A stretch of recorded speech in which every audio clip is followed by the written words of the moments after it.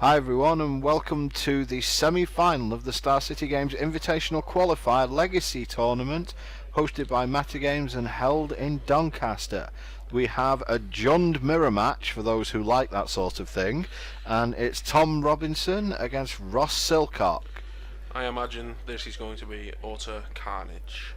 More than likely. I would say that given we saw Ross playing earlier, there is a difference between the two builds. Ross is playing Punishing Fire, Tom isn't.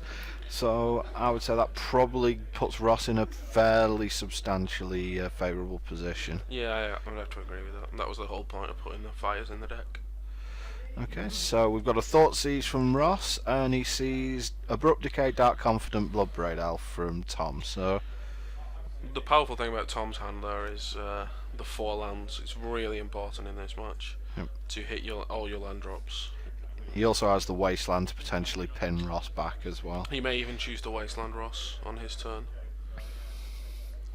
Ross taking the Dark Confident there, not wanting Tom to improve his hand. And let's see what Tom gets. We've seen some fairly substantial top decks this weekend as well, so plenty of things can happen. I imagine by the end of this game there will not be a lot of permanents on one side of the board. I don't know whose side it will be at this point. Yeah, the Jund mirror tends to end up being a bit of a blowout in one direction, doesn't it? It's very it's fairly weird that a matchup that's supposedly 50-50 just ends up being a complete and utter blowout one way or the other. Deathrite Shaman from Ross. Do you think we'll see Tom use his Abrupt Decay on that? He could do, yeah.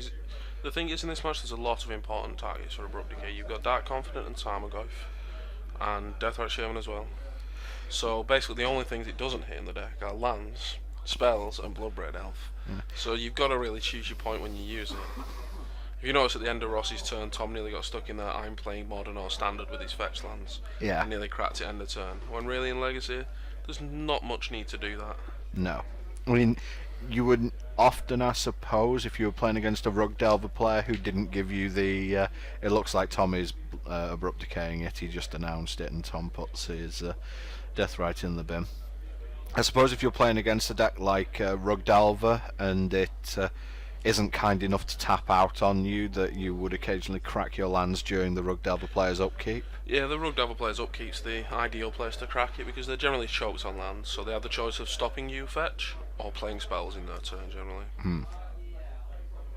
There's a Tarmogoyf from Ross.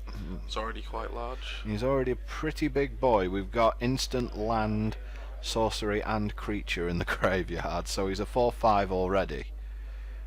And Ross does know that Tom has blown the Abrupt Decay obviously on the Deathrite Shaman, and Bloodbraid Elf is sitting there, so it's really a case of what's Tom drawn off the top of his library since the beginning of this game. 1 mana from Tom, and that's a Deathrite Shaman of his own, so he can use that to somewhat mitigate the graveyards for that Tarmogoyf. Yeah, he's got control over how big it's going to be, unless Ross kills it. Yeah. And then he's just going to keep on trucking through with that Tarmogoyf. This could be a Liliana at this point. Could also be a Bloodbraid Elf. Oh no, it can't be a Bloodbraid Elf at this point. I thought that he had a Deathrite, he doesn't. Excuse me, I'm going blind. It could very well be Liliana. That'd be pretty devastating at this point. It's quite interesting that Tom does have the comeback of land, Bloodbraid Elf. Kill Liliana. Attack your Liliana, kill it.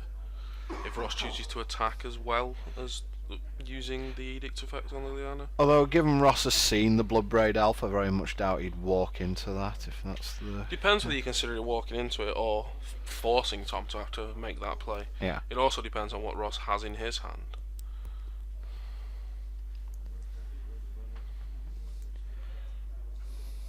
So he could cast a Bloodbraid Elf. It was a 4/5. He can cast a Bloodbraid Elf, and here is said Bloodbraid Elf. He's not No, you can't. You can't do that, Ross. Don't you wish? That's not bad.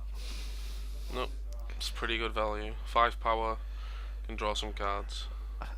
And smash.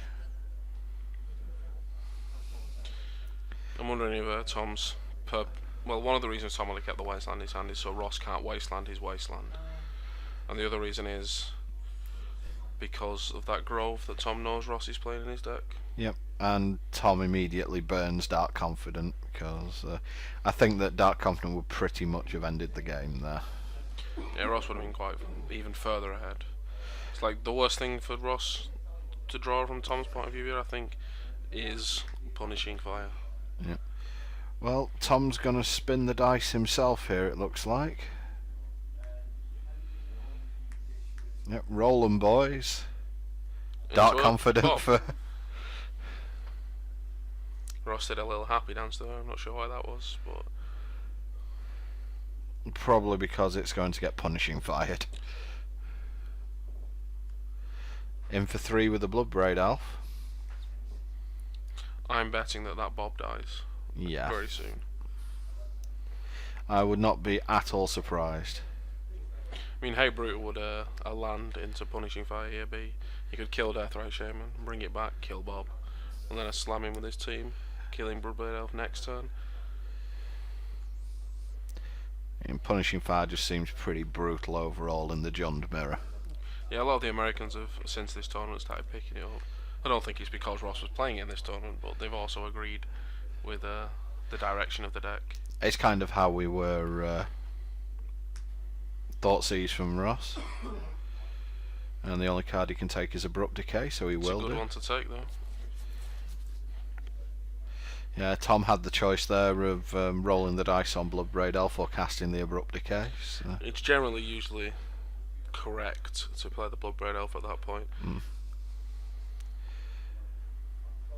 And Dark Confident is going to jump in front of Bloodbraid Elf.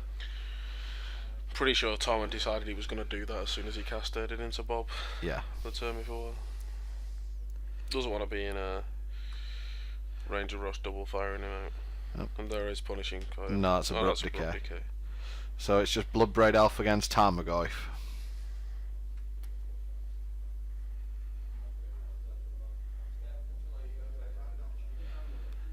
Tarmogoyf is substantially sized at this point.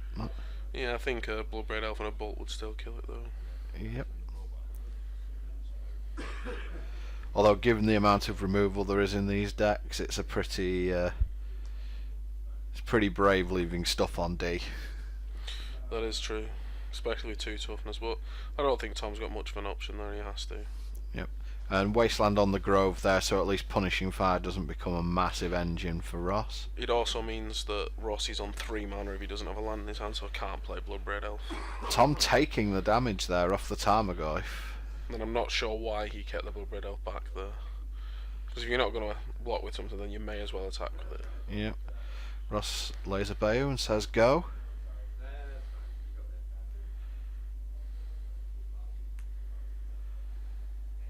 So Tom has a 4th land but nothing else, so... I'm guessing he's probably going to block this turn. Well... If Ross lets him. Well, Punishing Fire is going to see to that. To draw well off the top of his deck from when he's on camera. Yep, and he moves 1-0 up in this best of 3, and we will see you for game 2.